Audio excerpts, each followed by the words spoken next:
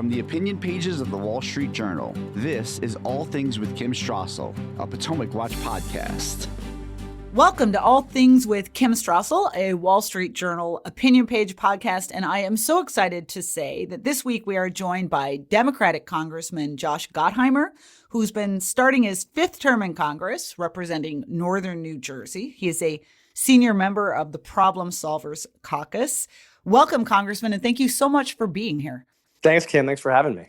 I want to spend most of this podcast looking ahead, but just one quickie on the recent past and in light of the inauguration on Monday. It was obviously a disappointing election for Democrats who lost the White House and the Senate and didn't manage to retake the House. Rub it in, Kim. Now, I just making it clear for listeners out there. But as you watched inauguration, what do you think the message of this election was to your party, and how does it respond going forward? I think the number one focus that we've got to make sure we're clear with voters about, and which is something that I've been focused on for years, is overall affordability, right? And making sure people know, and this is what I'm focused on in Jersey all the time, that we've got to do everything we can to lower their taxes, lower their costs, and make life more affordable for them. And that's where our laser focus is, whether, and listen, people are dealing with higher costs. We know that, right? Whether you're talking about childcare costs or healthcare costs or food or rent and mortgages, right? Things are expensive. So I think what I took away from this election, and frankly, it's what I talked about at home all the time. What do we do to make your life more affordable? And I think if we do that as Democrats and stick on that message and that page, I think we can be hugely effective going forward. Is government spending part of the reason things are expensive for people? Inflation, that part of it? And was that part of the issue of the election? Well, you know this since you write for the Journal. There's a lot of factors that go into these things, and I don't think it's one or the other. I think the reality is the pandemic had a huge shock on our economy, on supply chain issues. I mean, I saw this up close, and I think that really had an impact.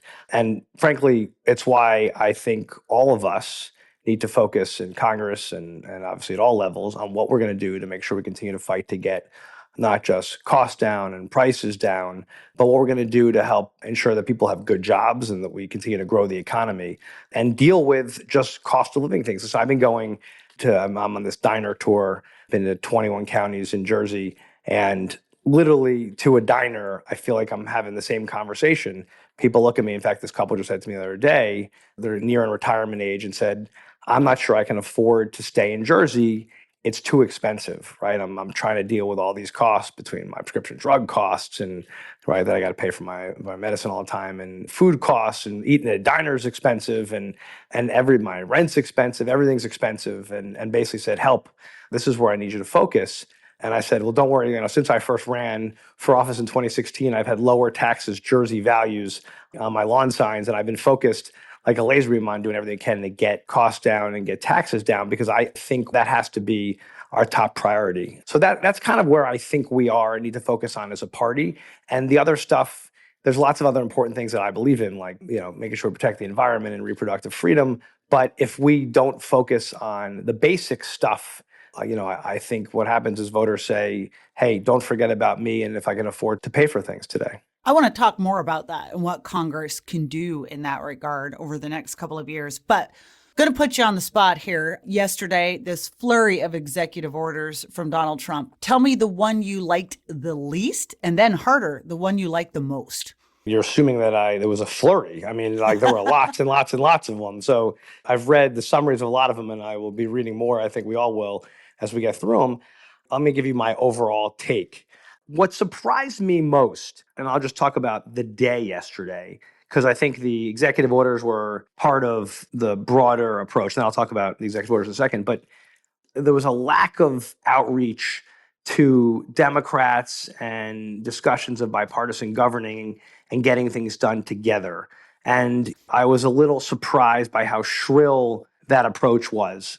Given how tight of a majority we're dealing with in Congress, right now, a 1-seat majority in the House, it'll, I guess, eventually be 3 seats.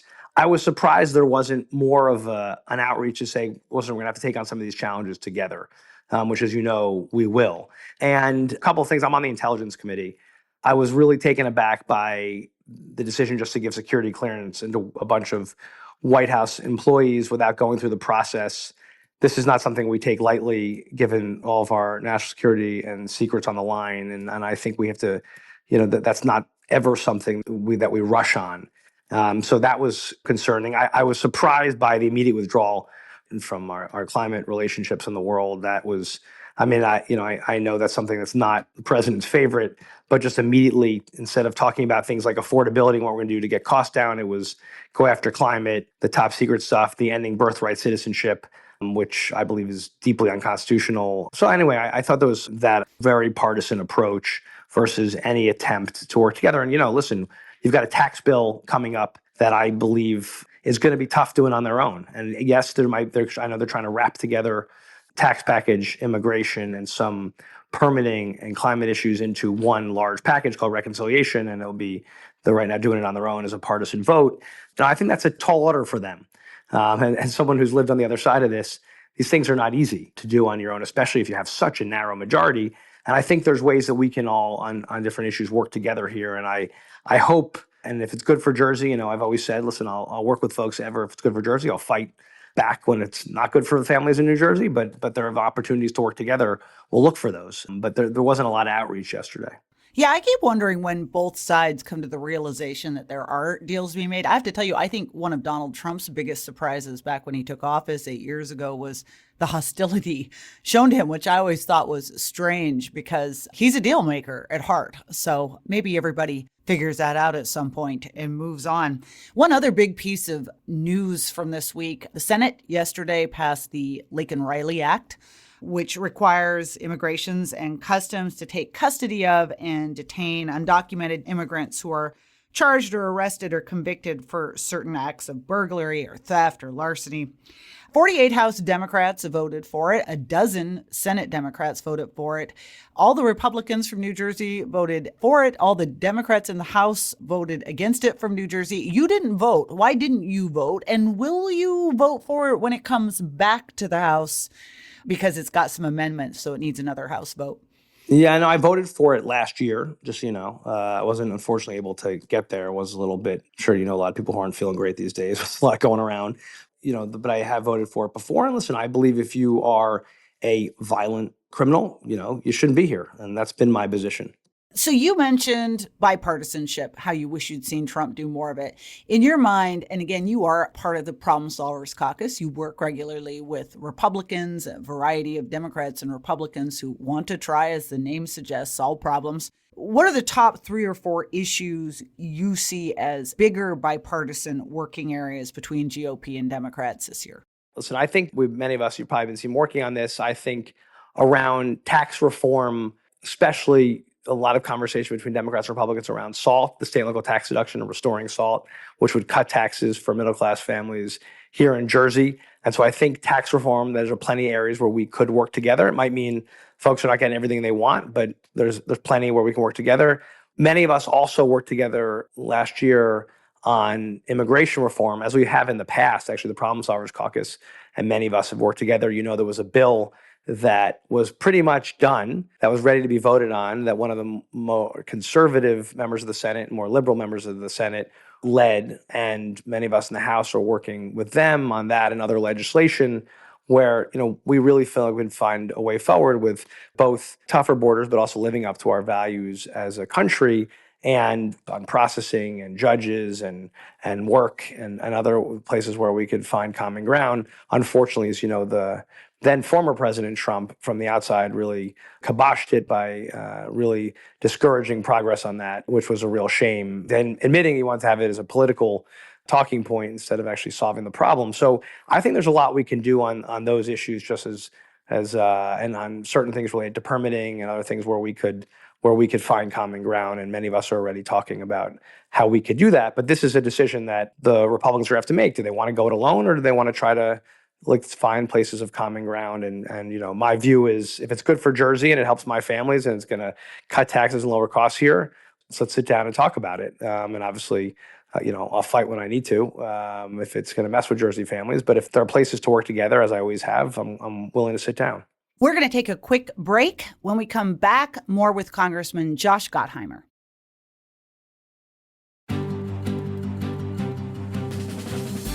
Welcome back. I'm Kim Strassel here with All Things, and I'm here this week with New Jersey Congressman Josh Gottheimer.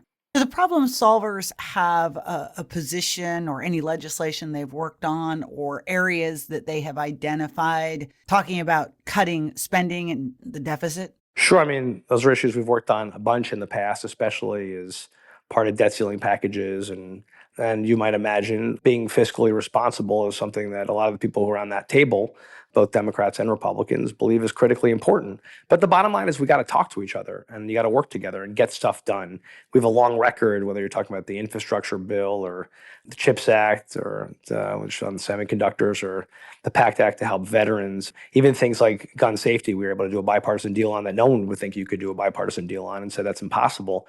And we did stuff on COVID, when you work together and are willing to talk to one another, it's incredible what you can do, but you got to be willing to actually have those conversations and be willing to say, I'm going to get 80% and take the win versus getting 100% of nothing. And that's kind of our general approach and how we work together. Okay, let's drill down on one area because you've mentioned it now a couple of times, once in the possibility of some sort of a bipartisan deal, and that is, of course, with regard to taxes.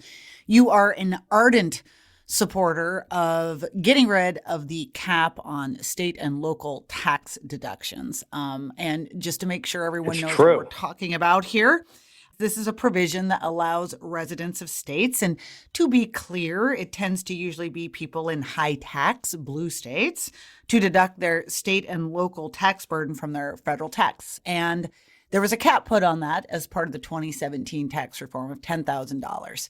I am going to give you an opportunity. I know that you recently introduced some legislation to get rid of that cap. I'm going to let you try to make your best pitch for why people like me should subsidize people who live in New Jersey. I handed out at the inauguration little salt shakers that said uncap the salt because I really fundamentally believe in, if to understand this in the basic way, before you pay your federal taxes, and this went on for 100 plus years, you could deduct your state income taxes and your property taxes so that you didn't get taxed twice on the same income, which is really the base case of why you should be for SALT, because you should never get taxed twice on the same income. Anybody from any state should believe that. The second reason, if you're from Jersey, we obviously have higher property taxes and income taxes.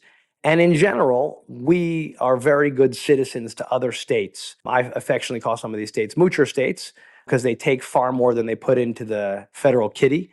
Like Mississippi, around $4, and Alabama, around $4. They get back about $4 for every dollar they put in. Louisiana gets half of their state budget every year from the federal government, 50%. So they start from half from you campaign for them. And listen, we've always had this where one state is basically subsidizing another. New Jersey gets far less than $1 back for every dollar they pay in federal taxes. And one of the ways we've dealt with it is we've had this provision to make sure we don't get taxed twice on the same income, which in 2017, as you pointed out, the tax hike bill went through because for Jersey and our families, our middle-class families, they really got whacked. Millions of people started paying higher taxes instead of lower taxes because capping this deduction out at $10,000. And, there was a huge hit for our families who generally are pretty good to families in other states. But the red or moocher states turned around and said, not good enough. I know you do all this for us, but we want to whack you here too. And I think it's totally outrageous. I think we should not get taxed twice on the same income. And I think we should bring back the deduction. And that's my bipartisan legislation with Andrew Garbarino. That's exactly what it does. It brings back the SALT deduction like it was for more than 100 years. Well, we could certainly agree. I don't think any state should be a moocher state. and I'd be all for getting rid of the SALT deduction entirely, and also getting rid a lot of the graft and pork, a lot of which, for instance, came in that bipartisan infrastructure bill you were talking about that handed out money to states right and left, some more than others. Come on, but help some of you're talking about critical investments in our roads, our bridges, our rail, mass transit. You can't be totally against that. Oh, and all those charging stations that didn't get built for the EVs that I don't want to buy. I got you don't like EVs. I have. You should buy a Ford Mustang electric. They're great. You should buy a diesel pickup. They're better. But anyway, I'd put my diesel pickup up against your Ford Electric anytime. Oh, I'm ready. Bring it. All right, we'll bring it. I lived in New Jersey for a while, so you guys have got some good stretches What kind of diesel road. you got here? What kind of truck? Chevy diesel Duramax. Yes, A Duramax. Yeah, if you told me you had an F-150, we could talk. Oh my God, you're a Ford person too? I love Ford. Oh man, this whole podcast was a mistake. They make electric Ford. They got the Lightning now too. Okay, wait, but to go back here, according to your own press release, and I just thought this was really interesting. You talk about, Jersey has the highest out-migration in the entire country for the last 7 years, with families and businesses citing affordability and taxes. And you also noted that the median property tax bill in Bergen County is more than $15,000, which, by the way, is insane. Agree. That's 15 times higher than in a state like Mississippi. So isn't the problem that New Jersey taxes its citizens into submission, and shouldn't the focus be on getting New Jersey to be a reasonable tax entity? I mean, listen, I'm announcing this week my tax cut plan for Jersey, which is all about lowering property taxes 15% for families, getting income taxes down for middle class families as well, and actually from a growth perspective, giving incentives to businesses who bring jobs here, and for our seniors to help them stay and retire here. I'm all about lower taxes, which has always been my approach.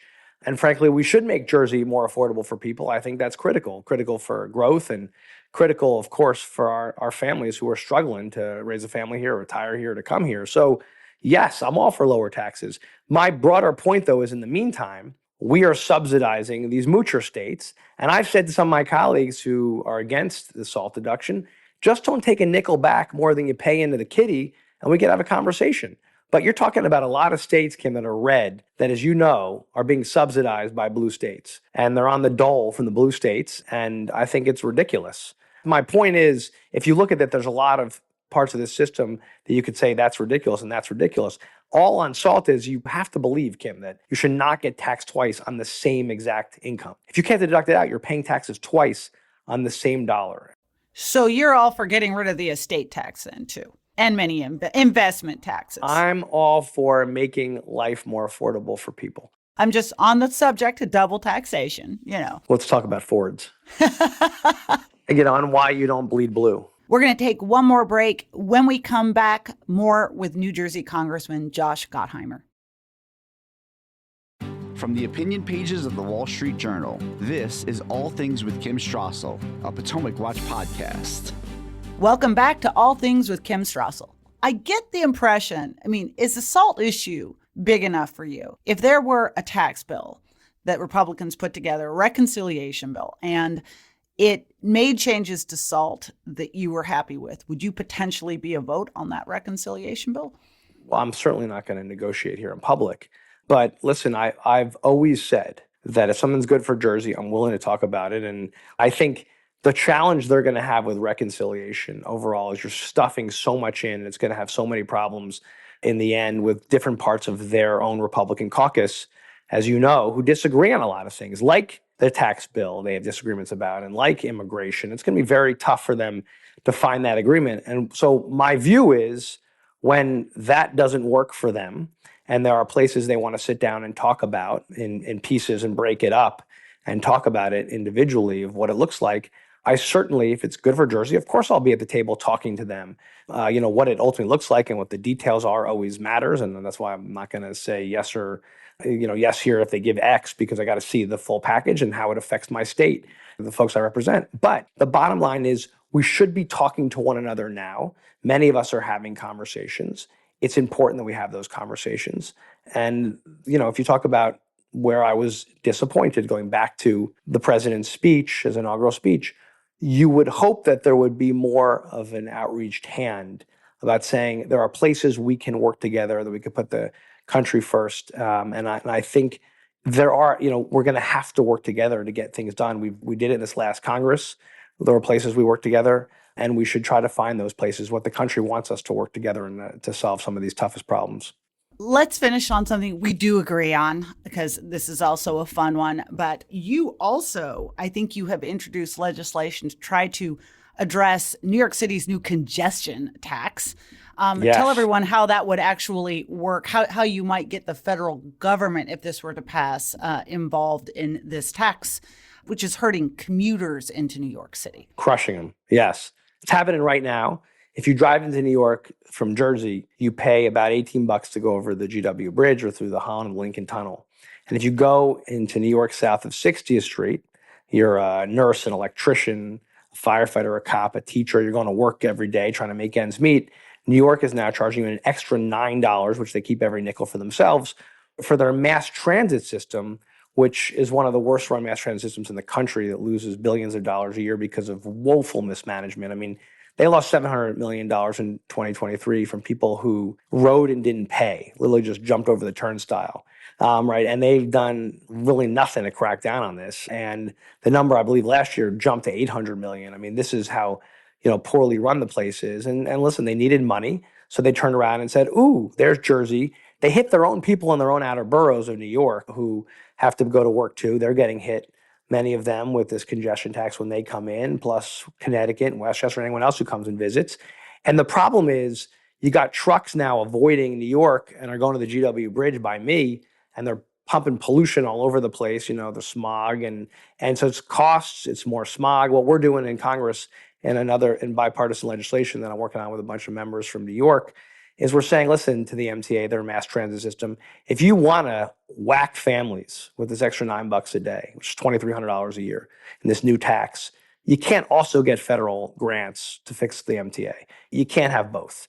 And it's outrageous. They want to double dip everywhere and triple dip when they can and just keep taking and taking and taking, not actually fixing their problems or making things better. So that's basically what we're fighting back against. There's court cases against this. And listen, I'm going to fight this thing. I won't stop. And we've other approaches here that we think we can stop it. The administration has signaled they're interested in getting involved. I've not talked to them about this, but again, if they want to help stop this, that's great. But the bottom line is it's outrageous and it's crushing hardworking families.